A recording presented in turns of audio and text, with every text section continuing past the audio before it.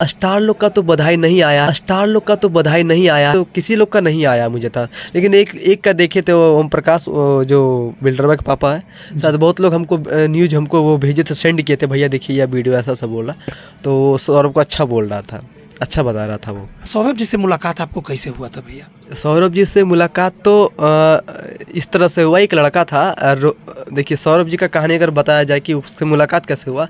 एक लड़का था ललन दिलदार, ठीक है ना, उसका घर है मननपुर है, हाँ भंडार है, ललन दिलदार वहीं का है। तो वो लड़का कभी कभी आते रहता था। तो वो लड़का बोला भैया एक लड़का है जो गाना चाहता है, मेरा रिलेशन में आसपास का है, अपना ही कोई गोतिया भाई में गाना चाहता है आपके पास। बोले ठीक है लेके आना। तो एक दिन वो टाइम निकाल के मेरे पास आया, तो सौरभ आया था, वो गाना उसका सुने, पहला गाना था तो नोठवा के लाली ओठ लाली, देखे में बड़ी मस्त लगा। तो वो गाना फर्स्ट टाइम गाया वो बंदा, और मुझे गाना उसका सच में बहुत अच्छा लगा।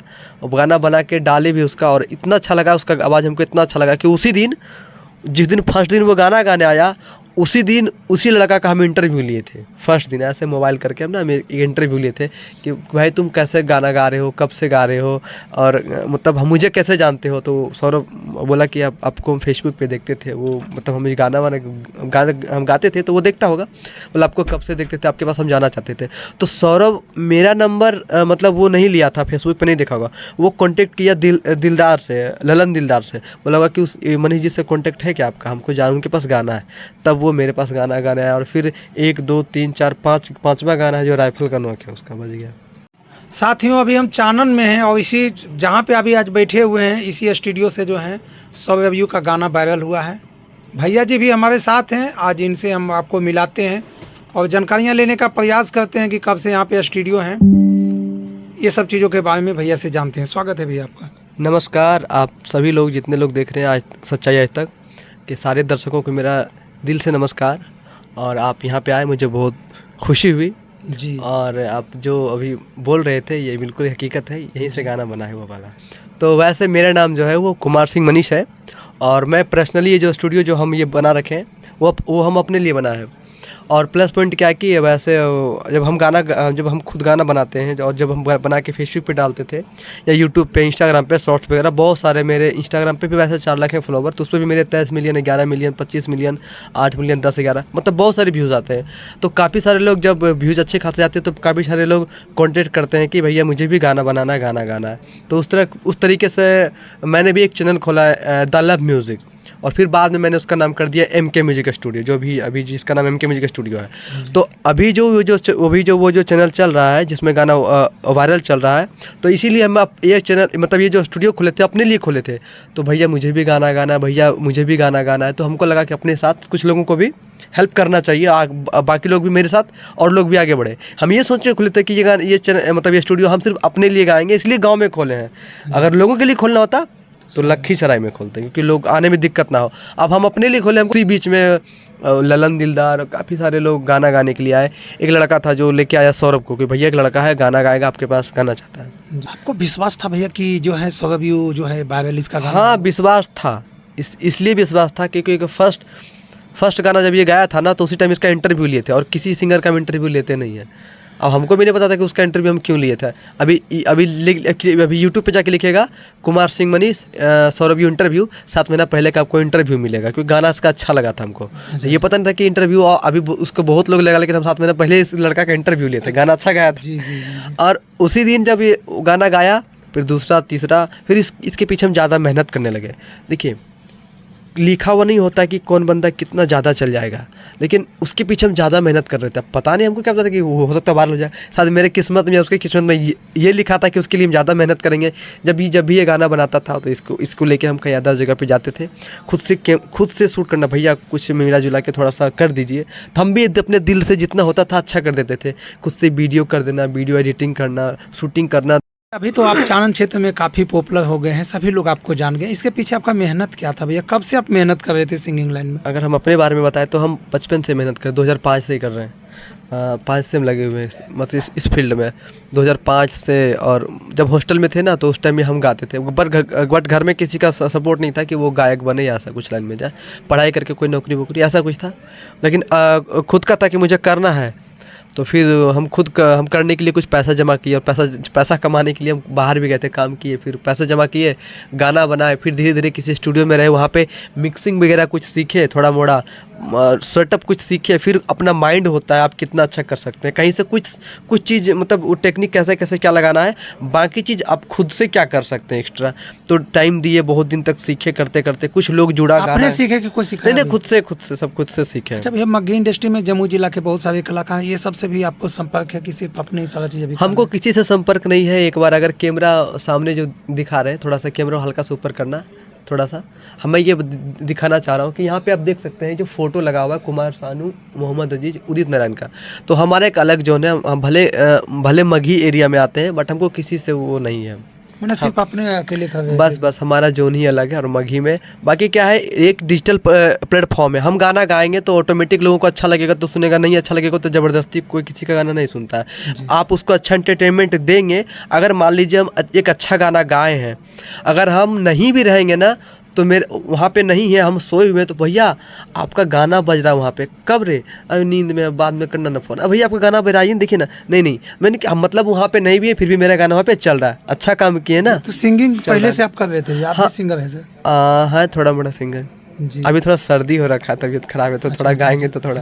राइटर का भी काम आप कर लेते हैं भैया? हाँ, थोड़ा मोड़ा राइटिंग का तो काम कर ही लेते हैं खुद का। मेन आपका क्या काम होता है भैया? देखिए, वैसे मैं आपको बता दूं कि आप भी मेरे गाने सुने होंगे, बट ये ज़्यादा भी पॉपुलर चल रहा है सौरभ भाई, तो इसके लिए मेरा ज़्यादा लगा हुआ है, इसके पीछे ज़्यादा हम लगे हुए। वैसे मेरा गाना सुने होंगे आप, आज फिर बजरिया जयबू का, फिर से फेसियल करबेबू का, और एक गाना था बड़ी मस्त लगेलू भाभी जी, वो एक गाना बहुत ज़्यादा पॉपुलर हुआ था। तो इस तरह से 4-5 गाना अच्छा खासा ट्रेंडिंग में था। और वैसे मेरे इंस्टाग्राम पे लगभग 28 गाना ट्रेंडिंग में था, अच्छा, खुद का मेरा गाना। तो जब फिर बीच में थोड़ा सा भी हम स्टॉप कर दें, क्योंकि काम ज़्यादा बढ़ गया, आपको पता ही होगा, देख सकते हैं, और थोड़ा काम ज़्यादा बढ़ गया, तो हम भी थोड़ा सा सिस्टम एक्स्ट्रा कर लेंगे, फिर हम खुद का भी गाना मेरा आने लगेगा, और सौरभ भाई का तो चलता रहेगा।